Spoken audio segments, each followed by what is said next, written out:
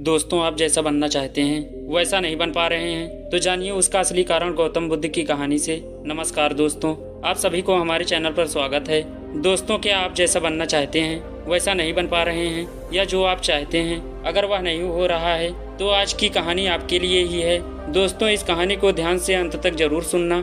अगर आप इस कहानी को अंत तक ध्यान से सुनते हैं तो आपको इस कहानी से कुछ ऐसा सीखने को मिलने वाला है जो आपको आपकी लाइफ में बहुत काम आने वाला है। इसलिए इस कहानी को अंत तक अवश्य सुने। लाइफ चेंजिंग गौतम बुद्ध की कहानी। दोस्तों, आपके पास जो कुछ भी है वह इसलिए है कि आपकी किस्मत में इतना ही लिखा था, या फिर आपकी किस्मत ही खराब है, बल्कि वह इसलिए है क्योंकि आप इतना ही डिजर्व करते हैं। दोस्तों, यह प्रकृति बड़ी ही न्यायप्रिय है। यह उसे उतना ही देती है जितने का वह हकदार होता है, चाहे वह ज्ञान हो या धन। अभी आपके पास उतना ही है जितने के आप हकदार हैं, लेकिन अगर आपको इससे भी ज़्यादा चाहिए तो आपको उसके काबिल बनना होगा। दोस्तों, ऐसा कौन सा गुण है जो आपको उसके काबिल बनाता है? क्या आप उसके बारे में जानना चाहते हैं? अगर आप जानना चाहते हैं तो आप गौतम बुद्ध के जीवन की इस कहानी को अंत तक ध्यान से जरूर सुने। दोस्तों, इस कहानी को सिर्फ समझिएगा नहीं, बल्कि इस कहानी को अपने भीतर उतर जाने दीजिए। तो बिना समय गंवाए चलिए कहानी की शुरुआत करते हैं। गौतम बुद्ध के जीवन की शिक्षाप्रद कहानी जो आपका जीवन बदल देंगी। दोस्तों, एक बार गौतम बुद्ध को एक सभा में भाषण करना था, और जब सभा का समय हुआ तब बुद्ध वहां आए और बिना कुछ बोले ही वहां से चले गए। तकरीबन 100 से भी ज्यादा लोग बुद्ध का उस सभा में इंतजार कर रहे थे, और बुद्ध के इस तरह के व्यवहार को देखकर सभी लोग बहुत चौंके, लेकिन किसी ने भी बुद्ध से कोई प्रश्न नहीं किया। दोस्तों, अगले दिन फिर से सभा का आयोजन हुआ, और दूसरे दिन भी सभा में लोगों की संख्या तकरीबन घट गई। इस बार तकरीबन 80 लोग सभा में बैठे हुए थे, यानी बुद्ध इस बार भी आए और बिना कुछ बोले ही वहां से चले गए। लोग दोबारा से चौंके, लेकिन किसी ने भी बुद्ध से कोई प्रश्न नहीं किया। अगले दिन सभा का आयोजन फिर से किया, लेकिन इस बार सभा में लोगों की संख्या और घट गई। इस बार सभा में केवल 50 लोग ही आए हुए थे। बुद्ध सभा में फिर से आए और उन्होंने इधर उधर देखा और बिना कुछ बोले ही सभा से चले गए। उसके बाद कुछ लोग क्रोधित भी हुए, क्योंकि लोगों ने अपना काम छोड़ कर आए हुए थे, लेकिन किसी ने भी बुद्ध से कोई प्रश्न नहीं किया। अगले दिन फिर से सभा का आयोजन हुआ। दोस्तों, आप लोग जो इस कहानी को सुन रहे हैं, आप में से भी कुछ लोग मन ही मन यह कह रहे होंगे कि अरे कितनी बार सभा का आयोजन होगा।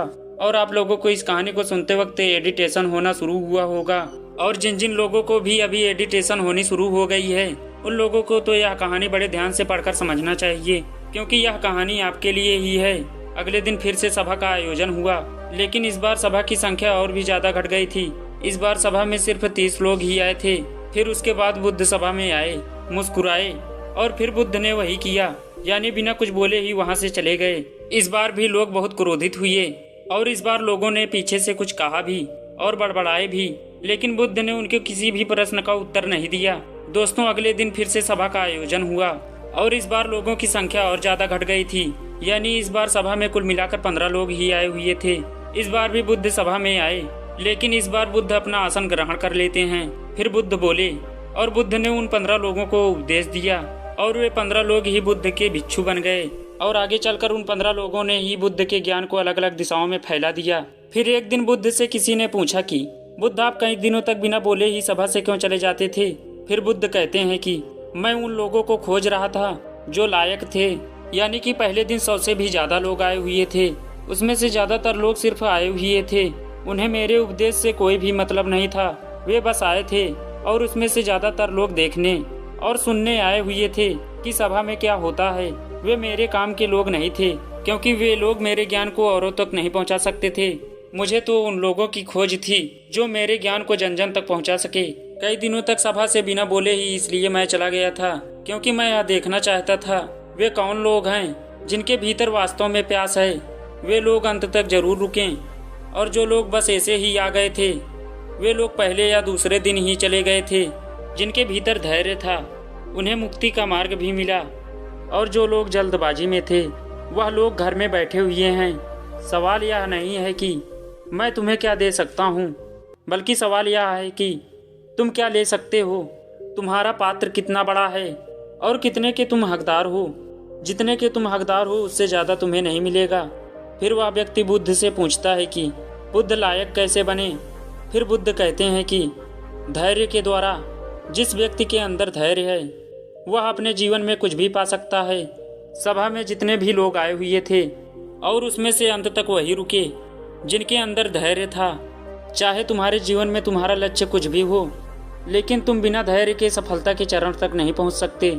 फिर वह व्यक्ति बुद्ध से पूछता है कि कोई व्यक्ति अपने भीतर के धैर्य को कैसे बढ़ाए। बुद्ध कहते हैं, निरंतर अभ्यास के द्वारा हम अपने भीतर के धैर्य को बढ़ा सकते हैं।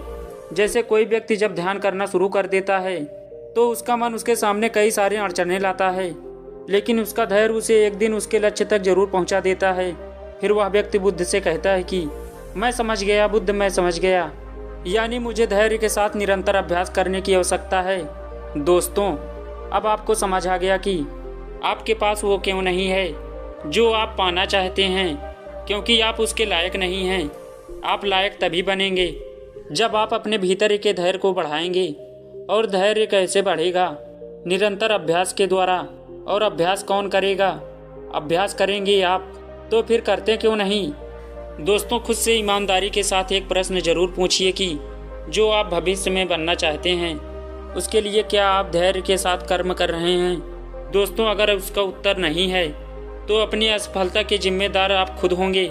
दोस्तों, आज की ये गौतम बुद्ध की शिक्षाप्रद कहानी अगर आपको पसंद आई हो तो नीचे कमेंट बॉक्स में यस जरूर लिखें और उसके साथ ही इस कहानी को अपने दोस्तों के साथ जरूर शेयर करें। अगर आपको हमारी वीडियो अच्छी लगती है तो प्लीज़ हमारे चैनल को सब्सक्राइब और हमारी वीडियो पर लाइक कमेंट करें और हमारे वीडियो को शेयर जरूर से करें।